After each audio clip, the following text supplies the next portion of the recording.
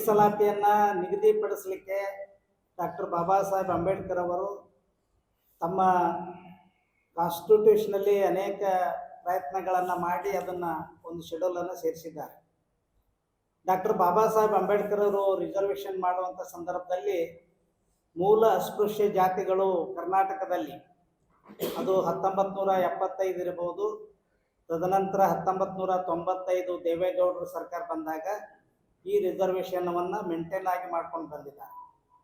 ಅದಕ್ಕೂ ಪೂರ್ವದಲ್ಲಿ ನಾಲ್ವಡಿ ಕೃಷ್ಣರಾಜ ಮಹಾರಾಜರು ಅವರು ತಮ್ಮ ಜೀವಿತಾವಧಿಯಲ್ಲಿ ಪರಿಶಿಷ್ಟ ಜಾತಿ ಜನರಿಗೆ 50% ಮೀಸಲಾತಿಯನ್ನು ಒದಗಿಸಿದ್ದನ್ನು ನಾವು ಇತಿಹಾಸದ ಪುಟಗಳಲ್ಲಿ ನೋಡ್ತಾ ಇದ್ದೇವೆ.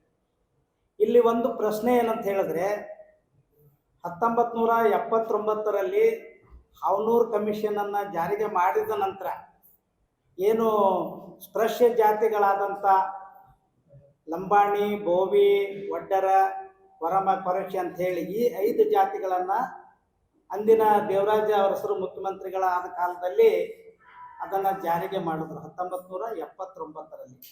ಅದಕ್ಕಿಂತ ಪೂರ್ವದಲ್ಲಿ ಸ್ವತಂತ್ರ ನಂತರದ ಮತ್ತು ಸಂವಿಧಾನ ಜಾರಿಯಾದ ನಂತರ ಅಲ್ಲಿವರೆಗೂ ಕೂಡ ಈ ಮೂಲ ಜಾತಿಗಳು ಅಸ್ಪೃಶ್ಯರು, ಮಾದಿಗರು, ಹೊಲೆಯರು, ಸಮಗಾರ, ಮೋಕ್ಷಗಾರ, ಅದಕ್ಕೆ ಸಂಬಂಧಿತ ಜಾತಿಗಳಿಗೆ ಮಾತ್ರ ಮೀಸಲಾತಿಯನ್ನು ಇತ್ತು.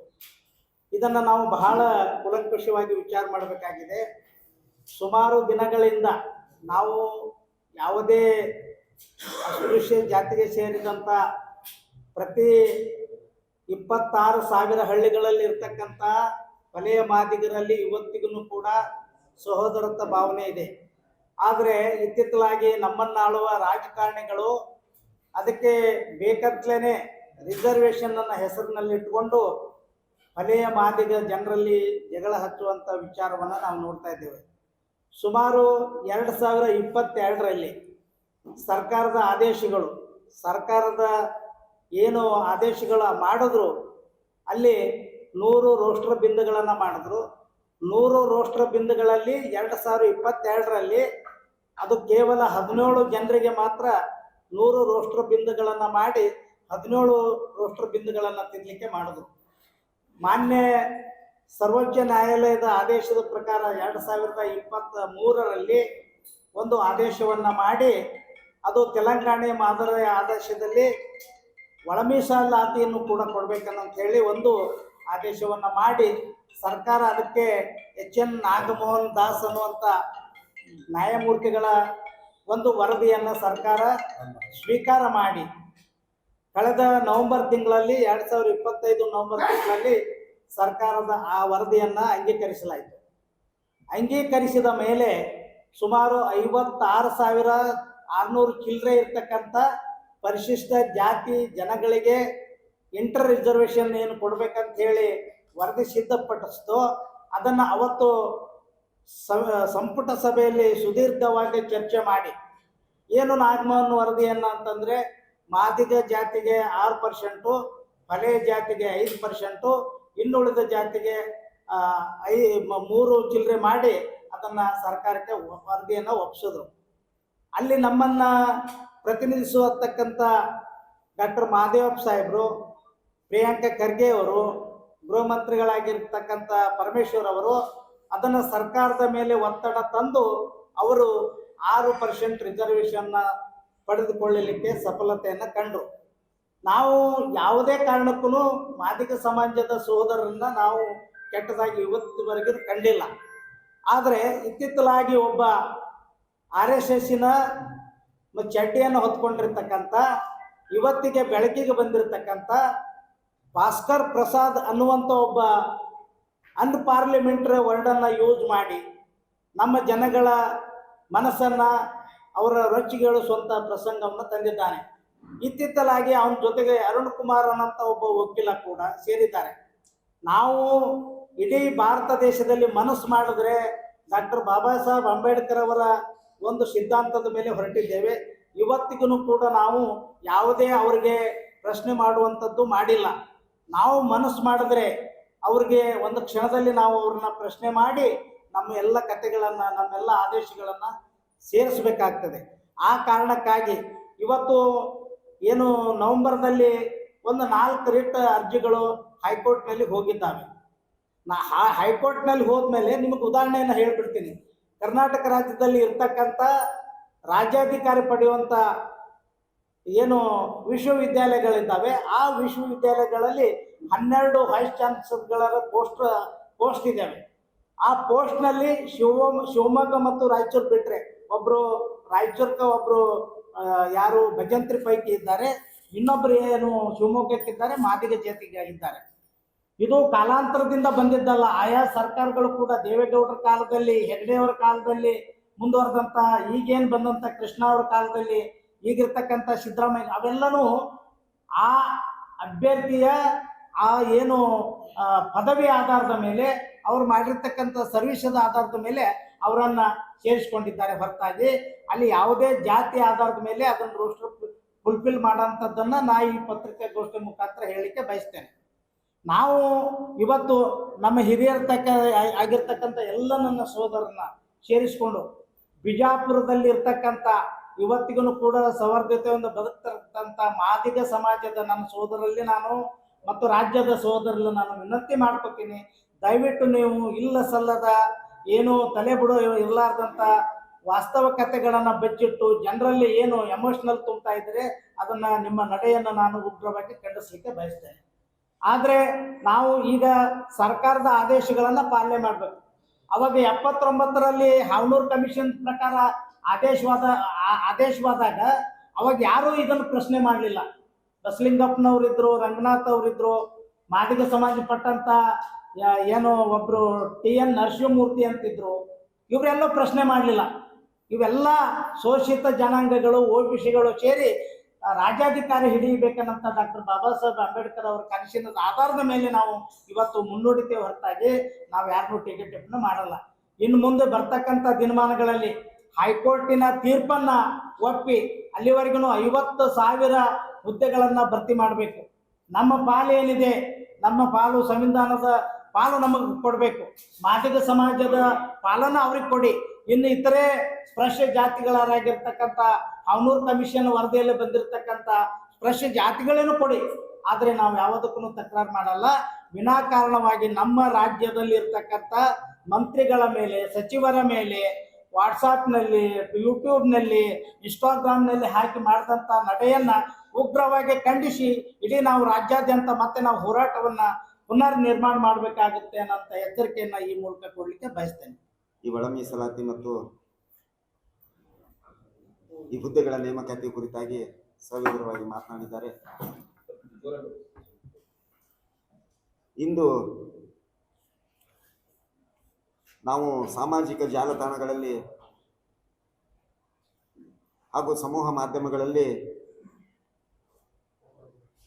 ಕೆಲವೊಬ್ಬ ವ್ಯಕ್ತಿಗಳು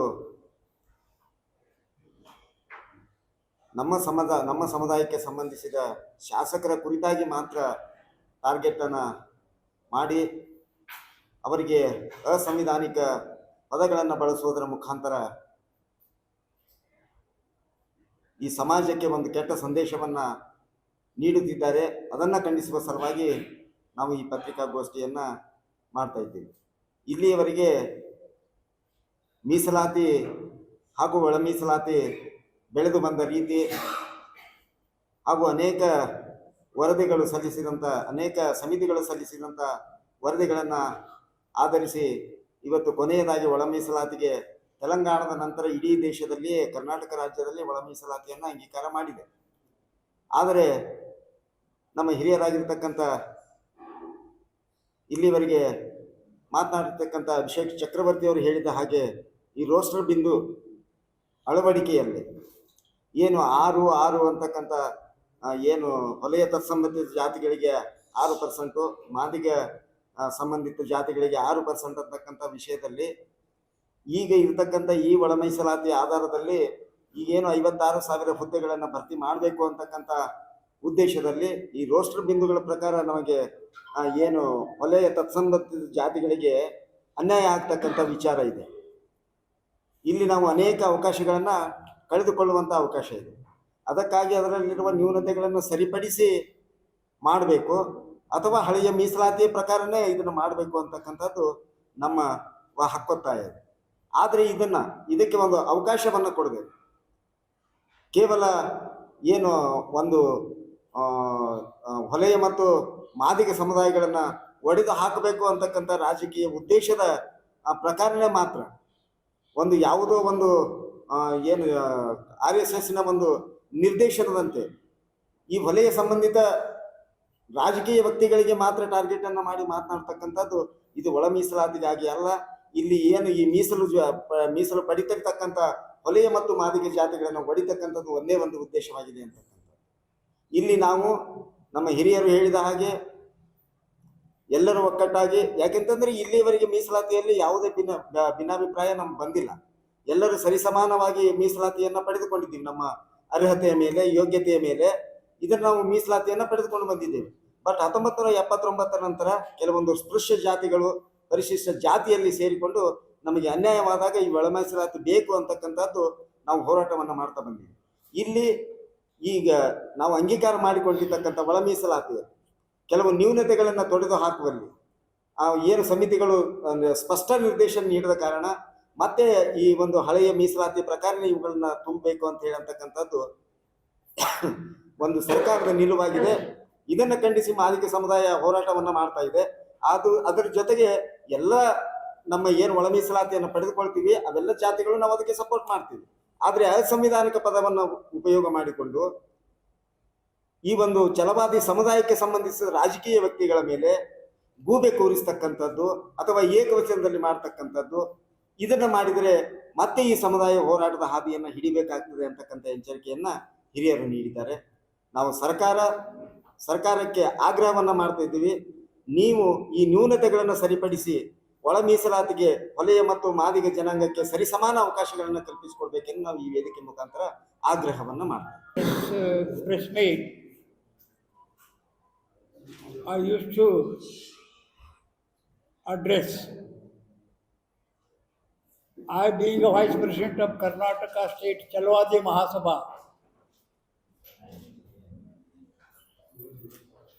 wish to brief you the brief story of the Karnataka scheduled caste people. For thousands of years together, the SC community people in this country have been victimized, have been oppressed and suppressed by the so-called land-owning community in the country. So we are real victims of this operation. That is why our Karnataka government in the state have brought this internal reservation just to uplift the scheduled caste people, particularly untouchables. So in that context, I used to bring certain things before you. Some of the vested interests in the state, they are dividing SC community people in the name of left and right. So our view, Chalwadi Mahasabha view is that almost all the SC right and left people get equal share in the reservation matrix. They must get equal share in the reservation matrix. This is the view of Chalwadi Mahasabha in the state. So in regard to this, some vested interest, so-called left community people, as already mentioned by Mr. Gonski, these unruly elements, two people, they are trying to divide the SC right and left. So hundreds of years together, SC right and left people have led their life as brothers. So in between, some of the people who wanted to gain political benefit, they are trying to divide the SC right and left people. This is most unfortunate thing. So in that capacity, the present government, they have already given equal share, I think, 6, 6, 4, 5 and 1. I mean total 17% reservation. But as the reservation matrix has been already crossed 50%, that is why our Honorable Supreme Court has stated this. In this crucial hour, our state government has already declared to appoint 56,400 and odd, just to appoint the younger generation.